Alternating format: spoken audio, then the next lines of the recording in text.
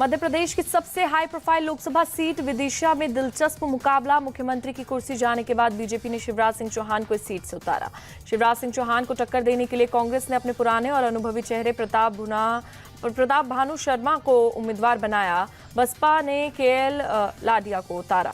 छठी बार विदिशा से लोकसभा का चुनाव लड़ रहे हैं शिवराज सिंह चौहान। मुख्यमंत्री बनने से पहले लगातार 5 बार इस सीट से रहे हैं सांसद। कांग्रेस के उम्मीदवार प्रताप भानु शर्मा भी विदिशा की राजनीति के पुराने खिलाड़ी। 7वीं और 8वीं लोकसभा में रह चुके विदिशा के सांसद अटल बिहारी वाजपेयी के खिलाफ भी लड़ चुके हैं चुनाव।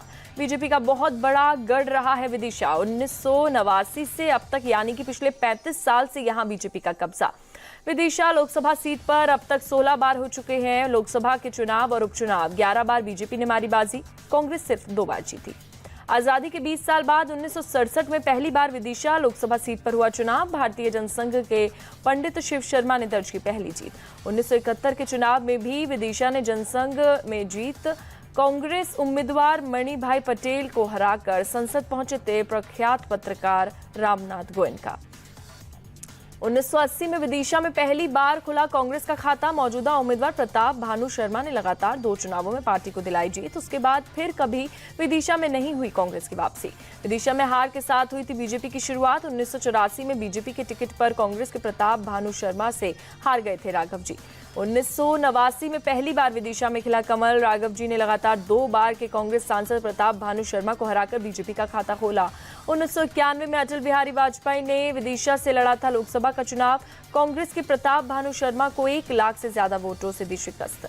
अटल बिहारी वाजपेयी के इस्तीफे के बाद 1991 में पहली बार विदिशा लोकसभा सीट से शिवराज सिंह चौहान ने लड़ा चुनाव।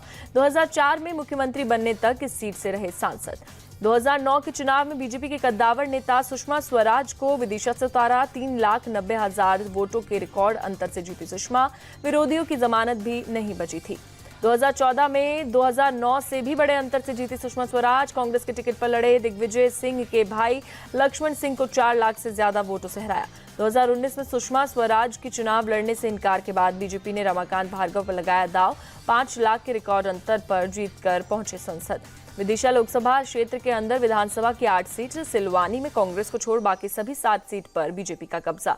2023 के विधानसभा चुनाव में विदिशा क्षेत्र में बीजेपी को मिले थे 56.7% वोट। 40.1% रहा था कांग्रेस का वोट शेयर। 2019 चुनाव के आंकड़ों के मुताबिक विदिशा लोकसभा सीट पर करीब 17.5 लाख मतदाता, 76% से ज्यादा ग्रामीण वोटर। विदिशा लोकसभा क्षेत्र में 88% हिंदू और 10% मुस्लिम आबादी, बाकी के 2% में सिख, ईसाई, जैन और बौद्ध धर्म में मानने वाले।